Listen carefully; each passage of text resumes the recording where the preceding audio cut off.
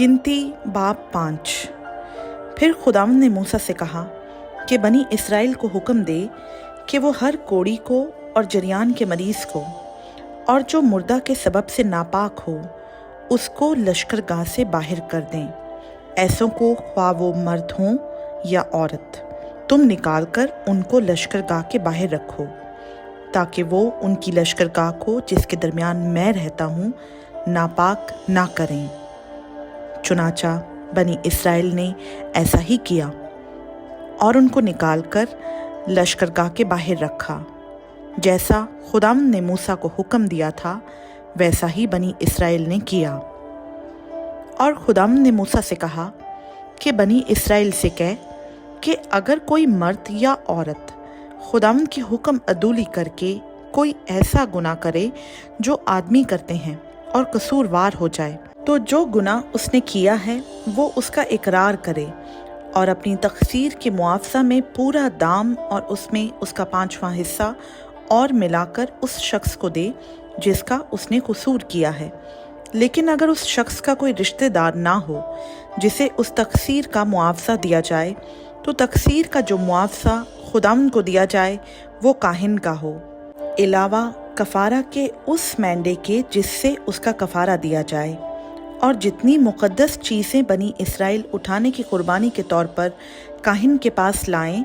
वो उसी की हों, और हर शख्स की मुक़द्दस की हुई चीज़ें उसकी हों, और जो चीज़ कोई शख्स काहिन को दे वो भी उसी की हो। और खुदावंद ने मूसा से कहा कि बनी इसराइल से कह कि अगर किसी की बीवी गुमराह होकर उससे बेवफाई करे और कोई दूसरा आदमी उस औरत के साथ मुबाशरत करे और उसके शौहर को मालूम ना हो, बल्कि ये उससे पोशीदा रहे और वो नापाक हो गई हो, पर ना तो कोई शाहिद हो और ना वो ऐन फेल के वक्त पकड़ी गई हो, और उसके शौहर के दिल में गैरत आए और वो अपनी बीवी से गैरत खाने लगे हालांकि वो नापाक हुई हो, या उसके शौहर के दिल में गैरत आए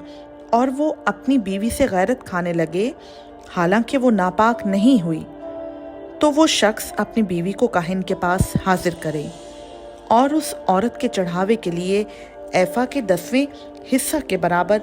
जौ का आटा लाए, पर उस पर ना तेल डाले ना लुबान रखे, क्योंकि ये नज़र की कुर्बानी गैरत की है, यानी ये यादगारी की नज़र की कुर्बानी है जिससे गुनाह याद दिलाया जाता है। तब काहिन उस औरत को नज़दीक लाकर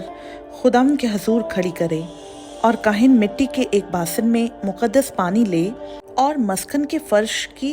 गर्द लेकर उस पानी में डाले। फिर काहिन उस औरत को खुदावंद के हजूर खड़ी करके उसके सर के बाल खुलवा दे और यादगारी की नज़र की कुर्बानी को, जो गैरत की नज़र की कुर्बानी है, उसके हाथों पर धरे,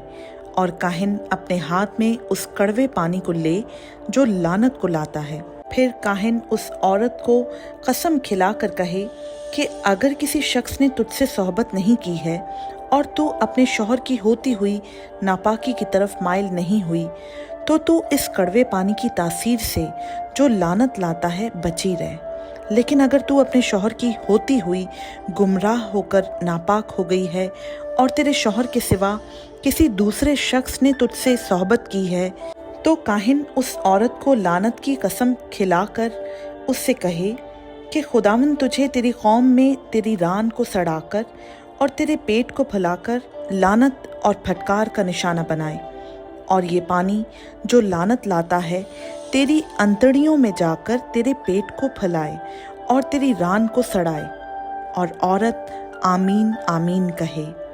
फिर काहिन उन लानतों को किसी किताब में लिखकर उनको उसी कड़वे पानी में धो डाले, और वो कड़वा पानी जो लानत को लाता है उस औरत को पिलाए, और वो पानी जो लानत को लाता है उस औरत के पेट में जाकर कड़वा हो जाएगा। और काहिन उस औरत के हाथ से गैरत की नज़र की कुर्बानी को लेकर खुदावंद के हजूर उसको हिलाए और उसे मस्बा के पास लाए। फिर काहिन उस नज़र की कुर्बानी में से उसकी यादगारी के तौर पर एक मुट्ठी लेकर उसे मस्बा पर जलाए, बाद उसके वो पानी उस औरत को पिलाए, और जब वो उसे वो पानी पिला चुकेगा तो ऐसा होगा कि अगर वो नापाक हुई اور اس نے اپنے شوہر سے بے وفائی کی تو وہ پانی جو لعنت کو لاتا ہے اس کے پیٹ میں جا کر کڑوا ہو جائے گا اور اس کا پیٹ پھول جائے گا اور اس کی ران سڑ جائے گی اور وہ عورت اپنی قوم میں لعنت کا نشانہ بنے گی۔ پر اگر وہ ناپاک نہیں ہوئی بلکہ پاک ہے تو بے الزام ٹھہرے گی اور اس سے اولاد ہوگی۔ غیرت کے بارے میں یہی شرح ہے، خواہ عورت اپنے شوہر کی ہوتی ہوئی گمراہ ہو کر ناپاک ہو جائے یا مرد پر غیرت سوار ہو اور وہ اپنی بیوی سے غیرت کھانے لگے، ایسے حال میں وہ اس عورت کو خداوند کے آگے کھڑی کرے اور کاہن اس پر یہ ساری شریعت عمل میں لائے، تب مرد گناہ سے بری ٹھہرے گا اور اس عورت کا گناہ اسی کے سر لگے گا۔ خداوند کا پاک کلام کا پڑھا، سنا، سمجھا اور قبول کیا جانا ہم سبوں کے لیے باعث برکت ہو۔ آمین۔